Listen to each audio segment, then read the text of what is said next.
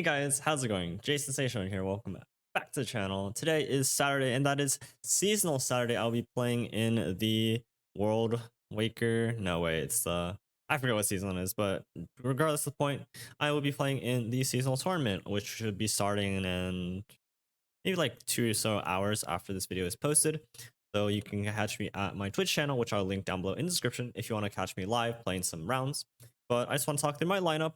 We'll talk through what I'm expecting, what I brought the lineup for, and just the best wishes that I can have. And of course, give you guys the best wishes if you guys are participating in the seasonal tournament as well. So let's talk about my lineup first, and then we can just go through the nitty gritty. So my lineup here, we have, of course, Yasuo Katarina in the center.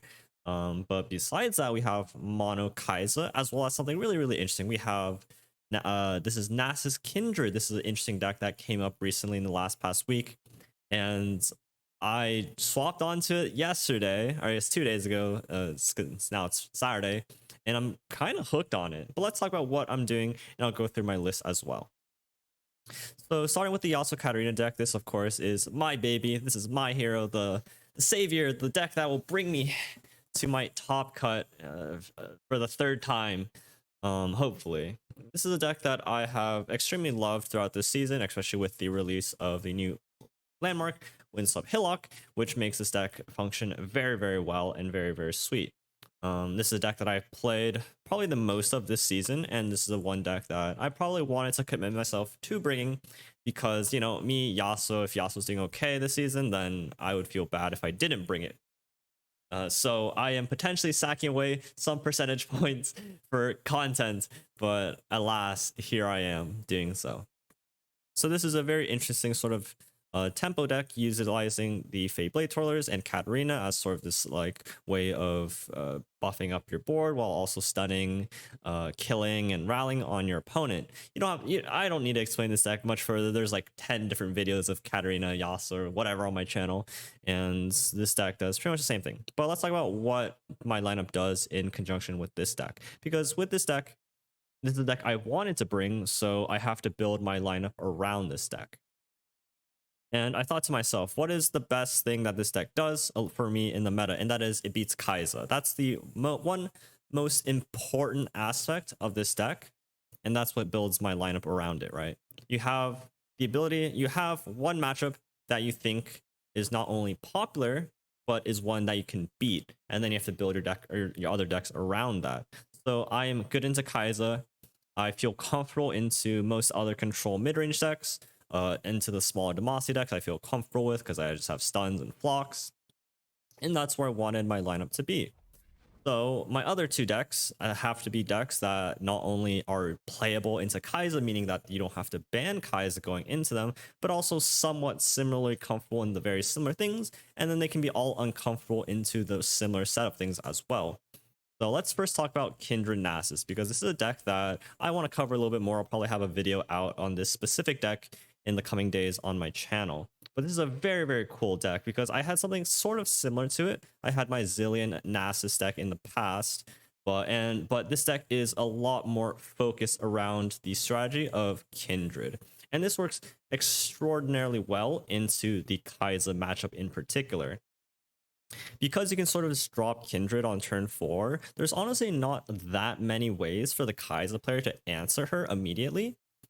Or at least they have ways, but you have ways to counteract that. So you drop Kindred on turn 4, and then you have cards like Hate Spike, which is phenomenal. 1 mana deal 2, shuts down Merciless Hunter, shuts down Petrified Broadwing, shuts down so much of what Kai'Sa's early game units have that it just makes it very, very difficult to kill Kindred. And then once you have Kindred, and then they have to spend their mana developing into the board, that's when you really get to really steamroll your advantage by continuing to mark things with Kindred stuff and just steamroll your opponent out of existence.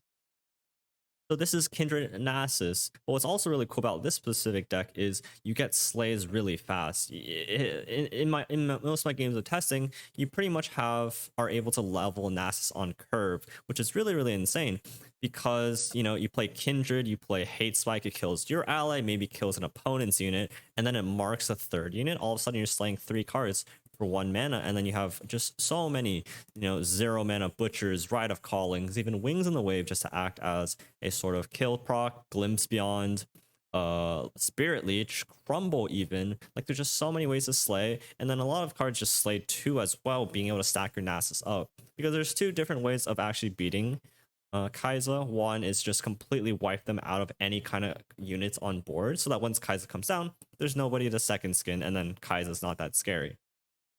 Which is something that Kindred does pretty phenomenally. But even if they do remove Kindred, you get a drop like a 10-10 Nasus on turn 6, and that shuts down that shuts down attacks from Kai'Sa. And then you level Nasus, you know, pressure them down, you get them in atrocity range. They can't deal with the spell shield Nasus. So this is a very, very interesting deck, but it's actually a lot slower than you think, because it's a very revolved around Kindred. It has like Undying in it. Generally speaking, this deck has 3 Undying, but I decided to cut it. What's actually really funny is that this deck is not good into aggressive decks. I think a lot of people would have the impression that it would be, because it's like this sort of SI Swarm deck, but that's really not the case. You don't really have many good side units early on, like Fading Icons, like you're really only one that can play. Like Wings of the Wave comes down as like a 0-1-0-1, that's not doing anything. Maybe draw Vile Feast, but you know, Undying is not blocking. So it's why I wanted to put in 2 Camo of Orange Dragon. This has historically been a card that I enjoyed putting in this sort of archetype, and I wanted this just board lock certain decks out of the game. So I'm putting 2 in there. I'll probably test a little bit later tonight as I'm recording this, to see if I really want to keep in my deck. But this deck is so interesting. Black Spear, the 4 mana, the 4 damage is very good breakpoints. Kills Veigar, kills Senna, kills Gwen. Yeah, just kills so many things for 3 mana. It's very nice. Kills Kindred, things like that. Crumble being 4 mana just catches people off guard. Lets you bank lower mana, and of course you got to run Deny. And Kindred scales, Nasus scales, Undying scales, and then just Atrocity. It's a very, very interesting deck. I would love to showcase it more on my channel. But what it does, again, very well is beat Kai'Sa. And in the similar veins as the Yasuo deck, it does have denies. It does okay in some like control decks, especially with Undying, that allows you to scale and just apply a lot of pressure on your opponent. You have denies. Have a lot of units. Just need to make sure that you don't accidentally put yourself in a spot where your board just can't block. That's some of the mistakes that I've made in the past. But it just feels so strong with Hate Spike, the newly buff card, that I really like how this deck plays out, and I think it's actually really fun. And then lastly, we come on to Mono Kai'Sa. So Mono Kai'Sa in particular is the list that I think that there's a, while the consensus of what's actually best in the mirror is a little bit more reliant on what kind of cards you actually put into your deck rather than the champions that you put in. I feel like Mono Kai'Sa just gives you the room to put in a few more tech cards, and also to force out evolves like 1 turn earlier than your opponent. So this specific list, in order to tech for the mirror, is on 2 copies of Chain Vest, it's on 2 copies of Sharp Sight, and it's on 1 copy of Quicksand. And even apart from that, you have 2 Concerted Strikes as well as 3 Cataclysms to serve a similar purpose of holding up your opponent from actually doing things or developing Kai'Sa, for example. And why these cards are so good in the mirror is that you have Chain Vest, which grants your Kai'Sa tough. So if Kai'Sa is challenging your Kai'Sa, you got to give it tough. Then the Iclaran Rain doesn't damage your Kai'Sa, and then 6 attacking in a 6/6 attacking into a 6/6 tough is just not a good time. Sharp Sight for a similar reason. Maybe your opponent's Kai'Sa has tough, so it's a 6/6 tough attacking in. You get a block with a 7/8 Kai'Sa of your own, or 7/8 Void Blaster, and then it just value trades. Especially if your opponent's not specifically teching back into a Kai'Sa matchup. Having cards like Sharp Sight and Chain Vest can just really blow out your opponent. Outside of that, the list is fairly the same. I have the full set of 3 Kai'Sas as well as 3 Void A-Bombs, but also being able to have 3 Rite of Callings that the decks like Akshan Kai'Sa or Sivir Kai'Sa can't do, just gives you that consistency of having Kai'Sa on turn 5, which in some cases, if you have a attack token, is phenomenal. So, and of course, Kai'Sa herself as a deck is good into the control decks, good into the small Demacia decks, and generally speaking, it's one of the strongest decks out there in the meta currently. So that's like the lineup, and everything just like sort of clicks together. You have Kai'Sa, which is the target.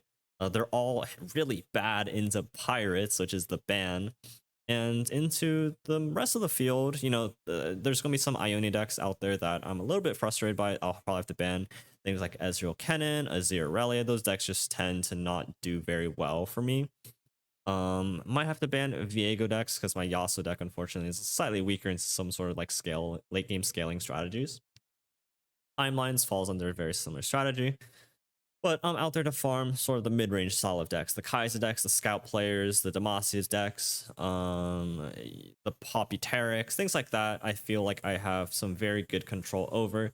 A lot of people that I've been talking to that are on Pirates are also on Kaiser. So like Pirates plus Kaiser plus X has been a relatively common lineup that I've been hearing because at least from the higher level perspective, there's not really a very feasible triple aggress aggro lineup or like triple burn. So if I can ban Pirates and then play into Kaiser, I feel very, very good about that as well. So I believe this is a lineup that best suits me being able to bring Yasuo Katarina to this open round. And that's really the reason behind the lineup. It might seem strange. You could definitely be playing better decks out there, like just the 3 strongest decks, but because I wanted to bring Yasuo Katarina, I have to bring decks that complement it. And this is the best sort of lineup that I could figure out that wasn't just really bricky into other things. Because like I could play Ezreal Kennen, I could play like Azir Aurelia, but I just didn't feel confident enough in those kind of decks to be consistent throughout my 9 rounds. And I feel like these decks have a little bit higher level of consistency, and I'm hoping that's going to help me out here. But that's my lineup. I will leave my deck lists down below in the description if you guys want to check those out. Hopefully, I don't know if maybe this video helped, but that's just the general idea. If you guys are still scrambling around for an actual lineup, for those of you who are actually participating, it's probably a little bit too late to be making too drastic changes, but that's just in the future, that's sort of the mindset that you want to have when you approach like a tournament lineup. And so hopefully that advice going forward for any prospective tournament players out there, that's sort of the advice I would follow. If there is one deck you want to bring, just make sure you can build a lineup around it. Or otherwise just have some level of cohesion, or just play the best decks in the game and then throw cohesion out the window. But out there in the meta right now, it's just a bunch of Pirates, a bunch of Kaiser, and outside of that, it just really spreads really wide. So very excited as well as scared up to what's to come in a couple of hours. But for now, I'm locking in my lineup. I'm not going to change anything besides maybe cards here and there, but I'm pretty happy about that. To anybody playing in seasonals, I wish you guys the best of luck. Hopefully comment down your lineup below if you guys are playing in the seasonal tournament. Would love to just take a glance at it before this tournament starts. But best of luck to you guys. Just a quick note that I will be out of town for work next week from Monday to Thursday, so I'll miss like the first bit of the expansion. I'll try to pre-record some stuff, and I'll try to get some videos of the new expansion out as soon as I can, but there's gonna be a little bit of delay because I'll be out. But again, thank you guys so much for tuning in. Hope you guys have a lovely rest of your day. Hope you guys enjoy watching the seasonals if you guys are into that content as well. But I'll catch you guys tomorrow, hopefully, for the next video. So peace out, guys, and best of luck to everybody playing. I'll catch you guys later.